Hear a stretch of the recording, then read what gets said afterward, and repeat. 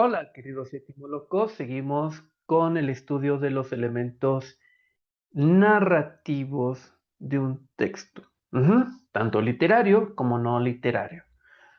Vamos a ver los que nos faltan y vamos a ver ejemplos de ello para que después tú puedas poner en práctica en análisis de alguna obra qué tipo de elementos tiene, si son, ya vimos el narrador, los tipos de personajes.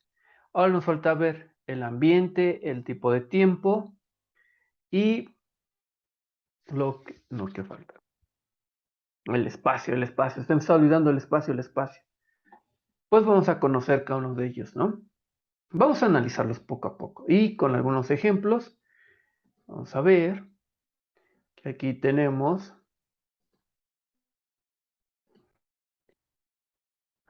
Vamos a revisarnos hasta el espacio. ¿A qué te suena espacio? Bueno, el espacio es el lugar o el punto geográfico donde ocurre la acción. Dice que toda narración supone de un desarrollo de una historia a partir de las acciones de los personajes que se ubican en un espacio. Es el espacio geográfico. Independientemente si se trata de un texto literario o periódico, es el sitio en el que ocurre un relato o narración, se propone como nivel de realidad en el que se desenvuelven los acontecimientos. El, el narrador o el autor nos tiene que describir de una manera muy, muy descriptiva, con adjetivos para que esto llene de propiedades y características o detalles, forma, tamaño, color, textura, cantidad.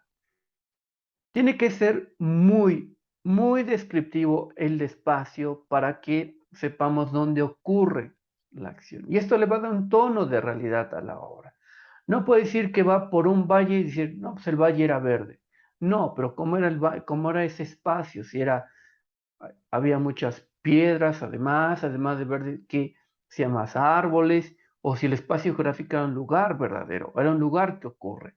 Como en el texto narrativo, en el texto literario, en el texto no literario, por ejemplo, en el periodístico, pues el espacio tiene que ser descrito de la mejor manera.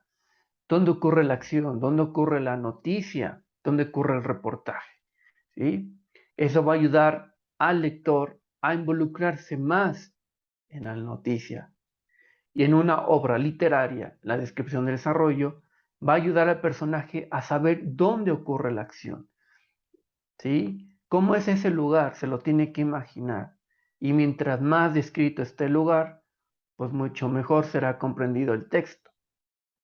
Tenemos el ejemplo de espacio. Aquí vemos cómo lo describe. Hojas había muy diferentes entre sí. Oscuras en descomposición, vueltas casi amarillas. Otras secas, quebradizas, encogidas. Otras amarillas, aún algo verdosas, húmedas todavía con los jugos del tronco que las sustentaba. Esta aquí vemos que está viendo un ejemplo de espacio como de otoño, ¿no? Los árboles se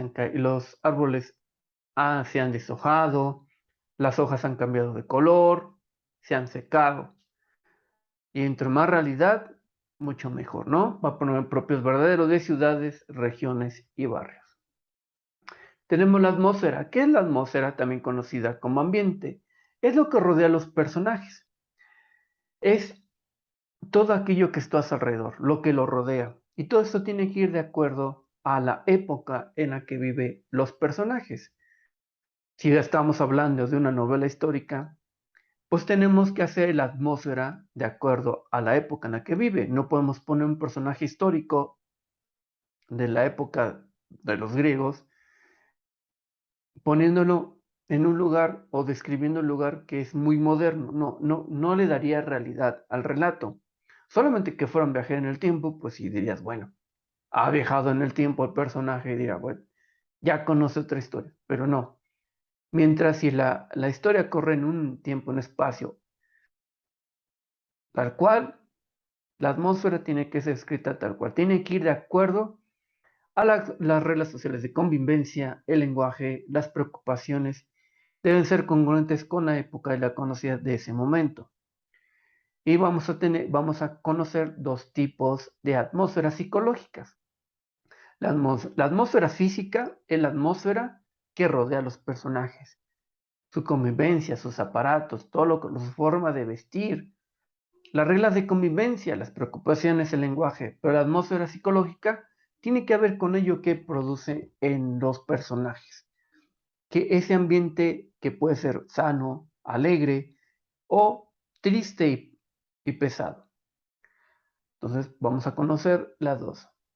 ¿Qué es la eufórica? Se remite a un estado de ánimo optimista y entusiasta. Veamos el ejemplo. El sol, colocándose tendido entre las ramas de los árboles, deslumbraba a Emma en torno a ella.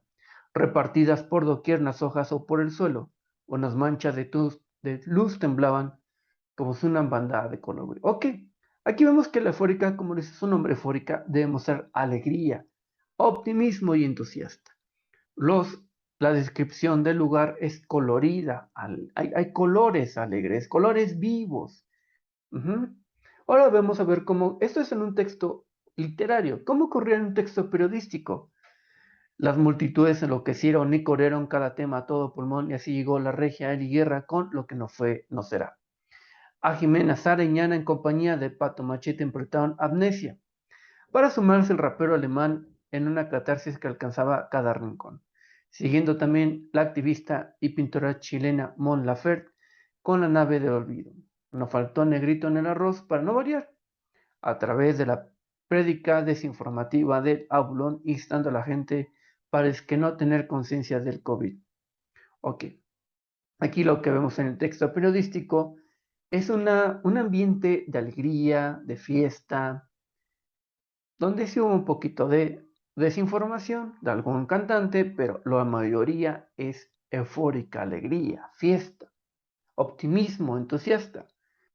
Ahora vamos a ver con la disfórica, que es lo contrario a la eufórica, cuando el ánimo es negativo o pesimista, desdichado. En el siguiente ejemplo de a la deriva, la atmósfera psicológica es negativa. Vamos a ver qué es, a qué se refiere con negativa.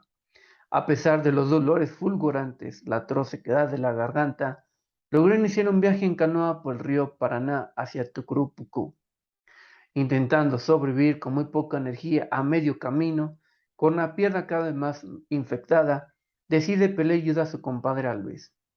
Sin embargo, él no le contestó, por la única alternativa era proseguir su viaje.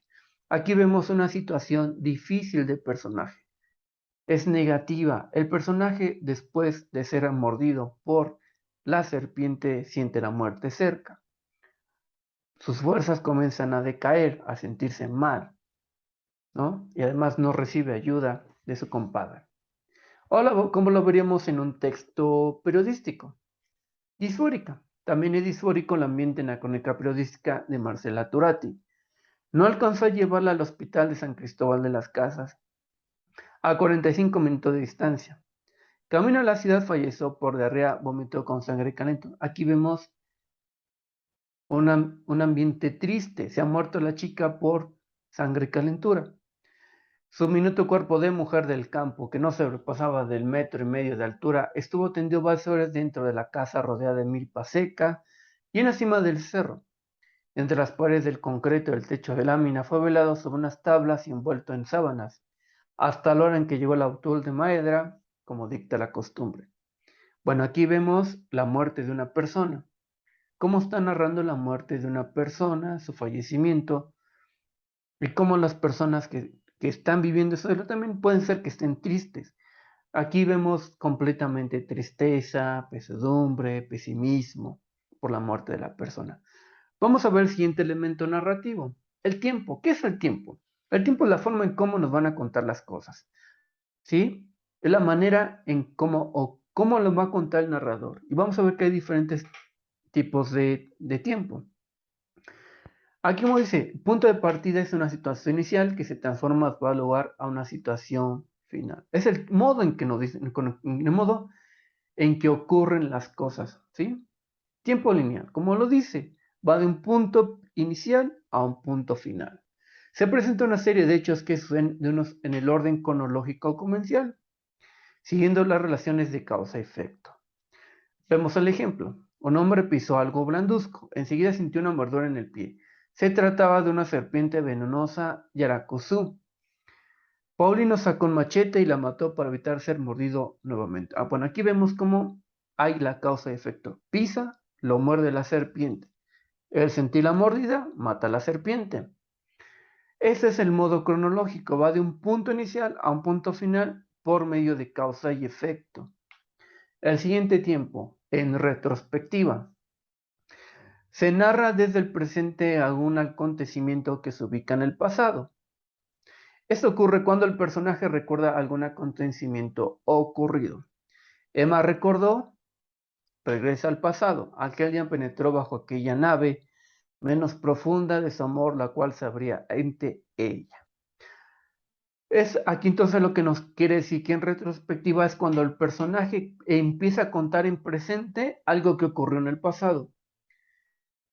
Aquel día, por ejemplo, todo ocurrió en 1984, cuando apenas, así, ¿no? Como que en un tiempo pasado, algo que ocurre, se está contando algo en el presente, algo que ocurrió en el pasado, ¿no? Como recordar, vio, pensó. Ese es el claro ejemplo de retrospectiva. Luego tenemos la prospectiva, que es lo contrario a la retrospectiva. Cuando se narra desde el presente una acción futura, como podría ser algo que el personaje sabe que hará en los días, meses, años. Vemos el ejemplo. Es seguro que él me perdonará, murmuraba, rechinando los dientes, pero yo no podré esculparle nunca, aunque me regala 1 millón. Aquí vemos como el uso del tiempo futuro, ¿no? Él me perdonará, pero yo no podré. O sea, ella sabe que no lo va a hacer. Es algo que ocurre, es algo que están arrasando desde el presente, pero hacia el futuro. Ya se saben lo que va a ocurrir. Podemos saber que las obras pueden tener los diferentes tipos de línea, ¿no? Los diferentes tipos de tiempo: lineal, prospectiva y retrospectiva. Si sabemos que alguna obra maneja la mayor parte de ellos, pues sabemos que la obra va en línea, ¿no? En retrospectiva. Hay obras que empiezan de manera temporal, pero no, son muy pocas que son atemporales, ¿no? No ubican un tiempo, en un espacio, no saben si va lineal, en retrospectivas, prospectiva. Pero esos son los tres más comunes: lineal, retrospectiva y prospectiva. Espero que hasta aquí hemos llegado con los elementos del texto narrativo. Espero que te sirvan estos videos para estudiar, para repasar, y pronto nos veremos ahora con los diferentes tipos de textos literarios que son la leyenda, el cuento y la novela y sus propias características.